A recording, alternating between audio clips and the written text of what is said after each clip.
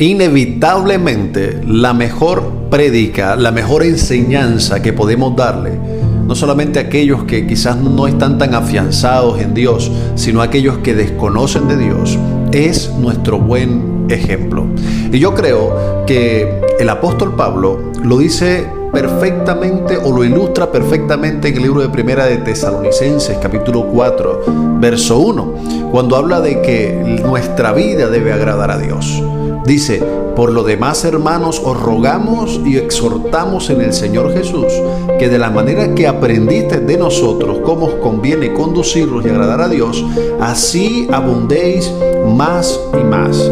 Porque ya sabéis que instrucciones os dimos por el Señor Jesús, pues la voluntad de Dios es vuestra santificación, que os apartéis de la fornicación, que cada uno de vosotros sepa tener su propia esposa en santidad y honor, no en pasión de concupiscencia como los gentiles que no conocen de Dios. Que ninguno agravie ni engañe en nada a su hermano, porque el Señor es vengador de todo esto, como ya hemos dicho y testificado. Pues no nos ha llamado Dios a la inmundicia, sino a la santificación. Así que el que desecha esto no desecha al hombre, sino a Dios, que también nos dio su Espíritu Santo. Entonces, esta instrucción que el apóstol Pablo daba a sus hermanos en esta iglesia en particular, tiene que ver con seguir su ejemplo. Él se colocaba de ejemplo.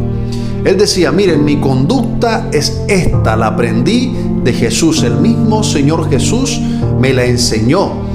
Y yo tomé el ejemplo de Jesús y yo quiero que ustedes tomen mi ejemplo también. Yo me comporto de una forma excelente para poder agradar a Dios, pero sobre todo para dar un buen testimonio de lo que Cristo ha hecho en mí. En otras palabras, Pablo le estaba diciendo: miren, si ustedes se comportan de una forma totalmente diferente a la que lo hizo Jesús, ustedes no son discípulos del Señor.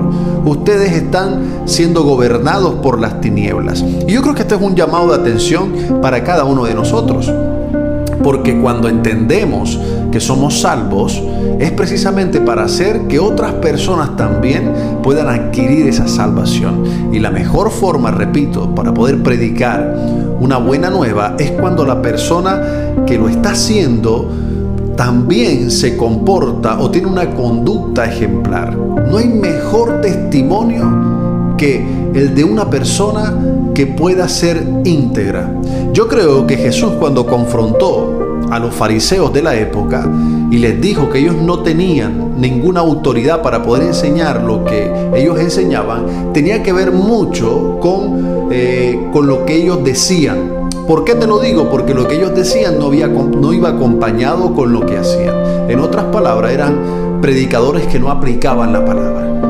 Y esto pasa cuando nosotros de alguna manera llevamos una doble vida.